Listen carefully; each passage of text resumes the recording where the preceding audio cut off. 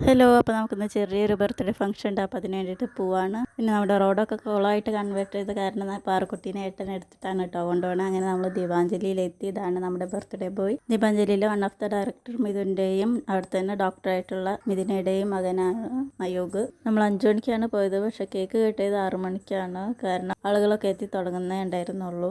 ഒരു സമയം നമ്മൾ അവിടുത്തെ ആളുകളെയും എല്ലാവരും കണ്ട് സംസാരിച്ചിരുന്നു. പിന്നെ അവരും തന്നെ ഫോട്ടോഷൂട്ടും കാര്യങ്ങളൊക്കെ ആയിട്ട് തിരക്കിലായിരുന്നു. അപ്പം അങ്ങനെതാ നമ്മൾ കാത്തിരുന്ന ഒരു സമയം വന്നെത്തിയിരിക്കാൻ അവരങ്ങനെ കേക്ക് കട്ട് ചെയ്തു. അവരുടെ രണ്ടുപേരുടെയും ഫാമിലി ഉണ്ടായിരുന്നു. അപ്പോൾ